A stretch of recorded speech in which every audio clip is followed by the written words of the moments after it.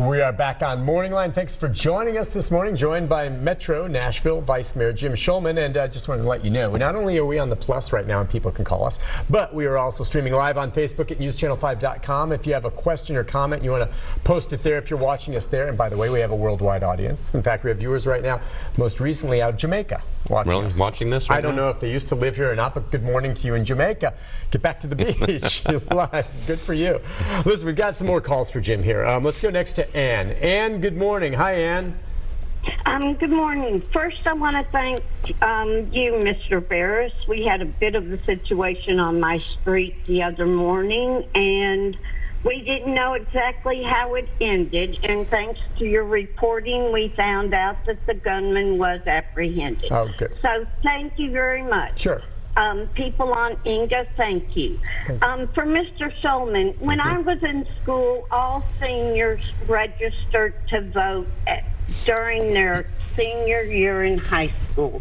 So for you, I'd like to know your thoughts on whether or not the decision not to do that impacts our low voter turnout for that age bracket. And I challenge you to talk with Adrian Battle, who I have worked with and who I feel would be receptive to reintroducing that policy.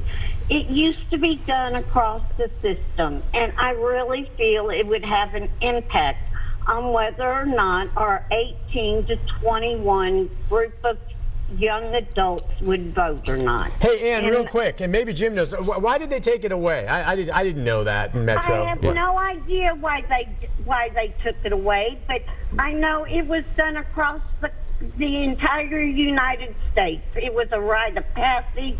It was something you felt very proud about. You studied it. It was something you looked forward to.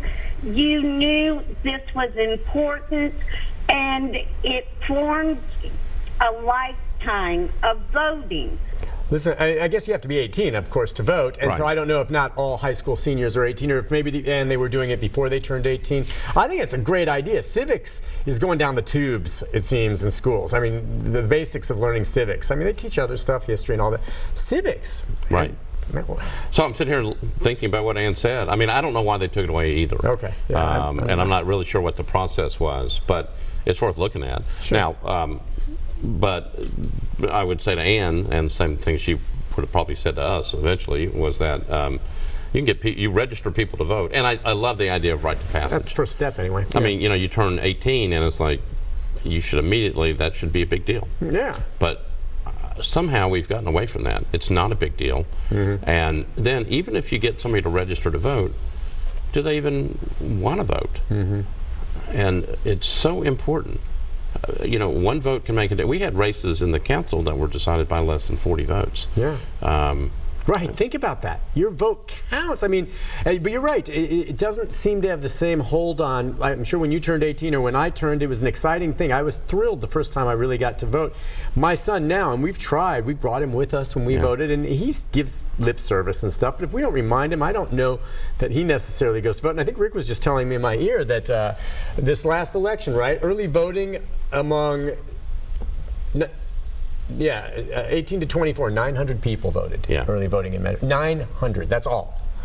So how do you have, and I encourage Ann to think about it too, how do, if you do, let's say we were to register to vote everybody who was 18, how do you get them to come out and vote? Well, that's the next step. Now, I would think that, you mentioned the presidential election, where people do. Yeah, it just gets so big that that's a different ball game. Right. But most people say that, they say all politics are local. I mean, you can have such a more dramatic impact as a voter, as a constituent, on what's going on locally by just taking part. You're absolutely right. You're absolutely right. Let's go next to Sarah. Sarah, good morning. Hi, Sarah. Hello there. Good morning. Good morning. First, I want to echo everything that Joe said. Okay. And second, I want to say that I have been here a long, long time, right here in this spot. Okay. And I have seen a lot. I've seen the ethics and the morals and the manners decline. I have seen the crime incline. And I believe the low register voter turnout possibly maybe due a lot to no allegiance. We don't have any allegiance in this city because there's so many people coming in from other places and moving right in here. And I think they don't really have the allegiance. It's just falling apart. And I think, do we need a 30, 40, 50 story foot building or whatever downtown waiting for an airplane or an earthquake? And I just don't think everything's all as positive as you seem to paint the picture, people. You people up there in the office, you're painting it too pretty. And I don't think that you're paying attention out in the country. Okay. Yeah. Out in your country, around the city. Well, all right, and she's absolutely right. I wonder if that has anything to do with it. So many people moving here, as she said, she's been here. Right. Been here all along. A lot of people, including myself, I moved here about 20 years ago. I mean, but a lot of people, especially now, are moving here, and maybe they don't have the same, I don't know, is it values, same approach? Doesn't mean it's better or worse, but the same as the folks that were born and raised here, and maybe that changes things. Well, obviously, Nashville is a very fast-growing city. It's so different than it was 15 years ago. Oh, yeah. And I think that's going to be there's going to be a natural tendency for people who have lived here for a long time to kind of bump up against people who are coming in and creating kind of a new Nashville. So, people get upset. Right, the new Nashville. Yeah, it's like, what happened to the old Nashville? I like the old Nashville, and now we've got this new Nashville, and they're bumping up against each other. I will say to Sarah that, I think her points are well taken. I don't think, if you've been listening to this conversation, you've been pretty negative. I'm not so, but I don't think we're taking such a real rosy picture of it. And we've got crime, the school system needs help. We've got employees that are mad at us. We've got infrastructure problems. We don't have a transit system, right. Or we have the bus system, but people are complaining about that because that got reduced. So it's not necessarily a rosy picture. I think it's. I think we have to figure out how to deal with some of these things and then move ahead. But I don't think everything is as rosy as maybe Sarah thinks that we're painting it. I think it's a city full of opportunities. Yep.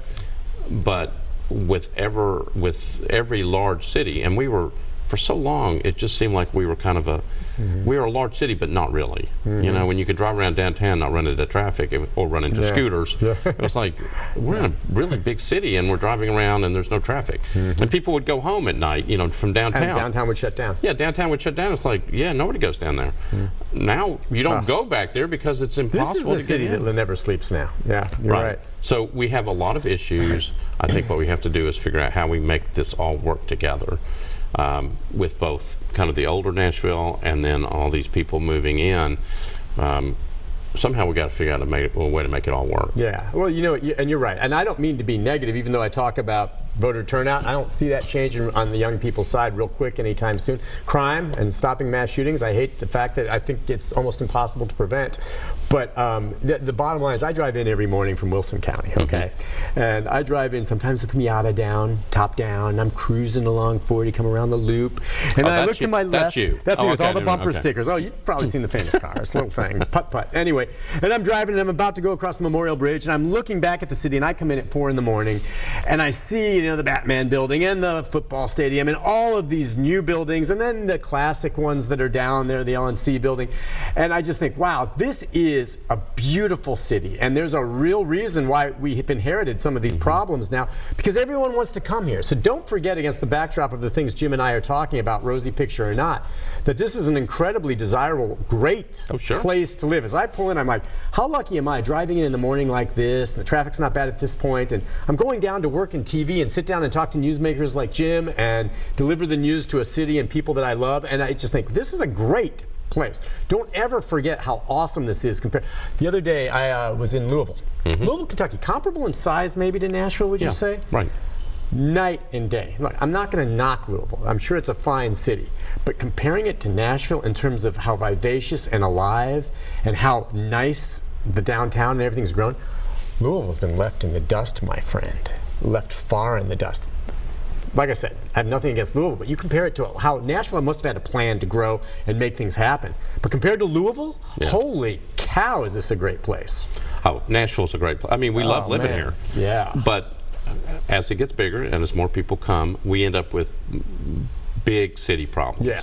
So whether it's, public safety, whether it's education, whether it's infrastructure, those are going to come with the city that's growing. Yeah, right. And we just have to deal with them. Right. But the idea is, instead of, I know what Sarah's concerned about.